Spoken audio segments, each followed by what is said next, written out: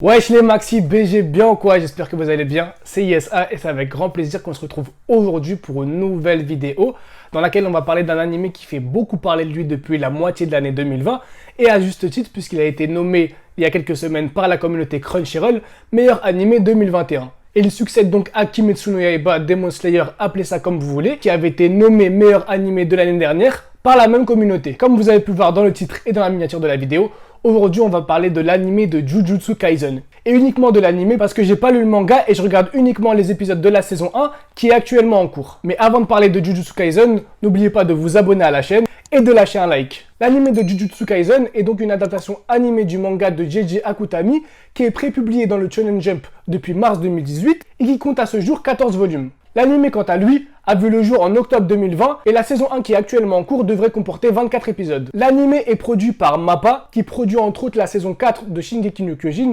SNK, l'Attaque des Titans, Attack on Titan, bref, appelle ça comme tu veux, et qui a été beaucoup critiqué au début à cause de la CGI et de différents choix dans l'animation. Moi personnellement, la CGI ça m'a pas dérangé, elle a été utilisée de manière minime comparée à d'autres animés comme par exemple l'adaptation animée de Berserk. Après, c'est vrai que comparé à l'ancien studio de production, il y a une différence. Mais moi, j'aime bien comment MAPPA produit cette saison. Et même la grosse tête de Pixis, là, je trouve qu'elle est mignonne. Mais fini de parler de Shingeki no Kyojin, on en parlera sûrement dans une autre vidéo. Là, on va se concentrer sur Jujutsu Kaisen et sur ce que ça raconte vraiment. C'est parti. Jujutsu Kaisen est un animé se déroulant dans un monde où il y a des êtres humains, mais aussi des fléaux créés à partir des émotions négatives des humains. Que ce soit la colère, la peur, la tristesse ou la haine. Ces fléaux ne sont pas visibles par la plupart des êtres humains. Dans notre monde, on considérerait ça comme des fantômes, des esprits ou des djinns. Et c'est pour ça que le manga met en scène des exorcistes qui vont venir combattre ces fléaux. Notre héros, Itadori Yuji, est un lycéen pouvant voir les fléaux et qui a une force bien supérieure à la moyenne. Il a perdu ses parents et il perd son grand-père au début du manga et souhaite honorer ses dernières paroles étant « Tu dois sauver le plus de gens possible ». Bien qu'il ne soit pas exorciste au début de l'animé, il rejoint le club d'occultisme de son lycée parce qu'il ne veut pas rejoindre le club d'athlétisme et il va ramener une relique entourée de bandeaux aux membres de son club, Sasaki et Higuchi. Alors qu'il est à l'hôpital, ses deux camarades vont enlever les bandages de la relique et vont découvrir qu'il s'agit d'un doigt qui s'avère être celui de Ryomen Sukuna, le plus puissant des fléaux. Ayant libéré le doigt de son sceau, les fléaux aux alentours vont attaquer les camarades de Yuji afin de manger ce doigt et obtenir la puissance de Sukuna. Yuji et un exorciste vont donc se diriger vers le lycée afin de sauver ses amis, et lors de l'affrontement avec un fléau, Yuji, en voulant protéger ses amis, éviter que le fléau mange le doigt et devenir plus puissant, va se jeter en direction du doigt et va le manger. Sukuna va donc prendre possession du corps de Yuji, mais étonnamment cela ne durera qu'un court instant, car Yuji arrivera à reprendre rapidement la possession de son corps. Cependant, Sukuna pouvant prendre à tout moment possession du corps de Yuji, les exorcistes décident de le condamner à mort, mais le plus puissant d'entre eux, Satoru Gojo, va les convaincre d'attendre que Yuji ait ingurgité tous les doigts de Sukuna pour l'éliminer afin d'éliminer Sukuna en même temps. C'est alors que Yuji va intégrer l'école d'exorcisme de Tokyo afin de trouver les doigts de Sukuna et de combattre les fléaux pour sauver le plus de gens possible comme lui a demandé son grand-père. Jujutsu Kaisen est donc un shonen neketsu qui reprend tous les codes du shonen neketsu.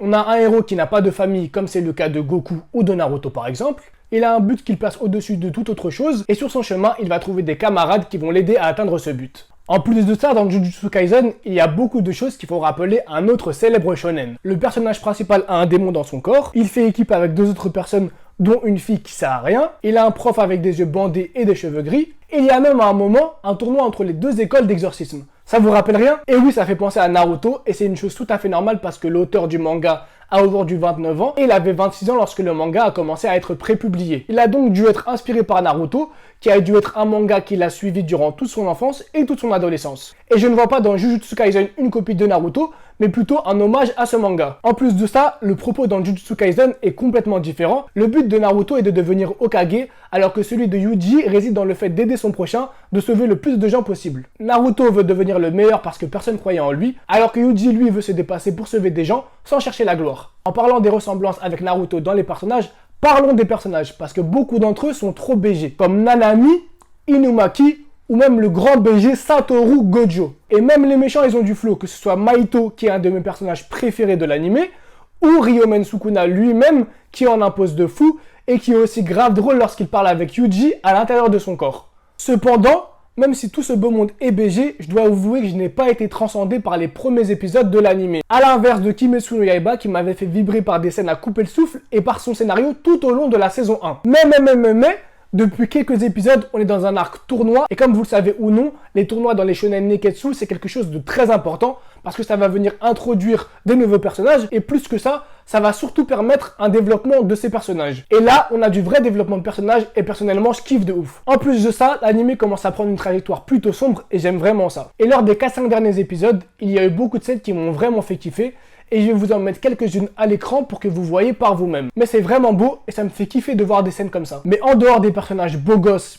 et des belles scènes, Jujutsu Kaisen va aborder beaucoup de thématiques qu'on ne retrouve pas dans la majorité des mangas. Et c'est super intéressant parce que le manga va par exemple aborder le thème de l'harcèlement scolaire avec Junpei, celui de la course aux richesses à travers le personnage de Nanami qui va se questionner sur si le fait d'amasser de l'argent est un but ultime dans la vie. Il va aussi y avoir Anami au travers duquel l'auteur va aborder le thème de l'écologie, de l'impact qu'a l'homme sur la nature, et surtout le personnage principal Yuji qui veut honorer les dernières paroles de son grand-père, mais qui va se retrouver dans des situations où il va se demander si on peut tout le temps faire le bien, qu'est-ce que le bien au final, et si on peut s'oublier pour le bonheur des autres. Voilà ce qu'est Jujutsu Kaisen, sans vous spoiler. Et en parlant du bonheur des autres, abonnez-vous à Instagram Le Bonheur des Autres, qui est une association dont je fais partie et qui œuvre depuis 2016 à travers des maraudes, des livraisons de colis alimentaires et des actions humanitaires afin d'aider les personnes dans le besoin et se trouvant dans un état de précarité. Et tant qu'on y est, abonnez-vous aussi à mon Instagram journaliste avec 3S et mon Twitter journaliste avec 3S afin de rien manquer de mon actualité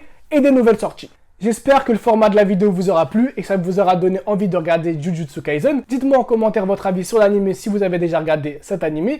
Et sinon, dites-moi en commentaire si cette vidéo vous a donné envie de regarder l'anime. Et en ce moment, il y a beaucoup d'animés qui sont cool, que ce soit la saison 2 de The Promised Neverland, la saison 4 de Shingeki no Kyojin SNK, l'attaque des titans, appelle ça comme tu veux, ou encore les épisodes spin-off sur Kishibe One de JoJo's Bizarre Adventure qui sont disponibles sur Netflix. Dites-moi en commentaire si vous voulez que je parle d'autres animés et surtout desquels. Je pense que dans pas longtemps, je vais faire une vidéo sur The Promised Neverland et une autre sur l'attaque des titans. N'oubliez pas de vous abonner, de liker, d'activer la cloche, de commenter en me disant votre avis sur cette vidéo.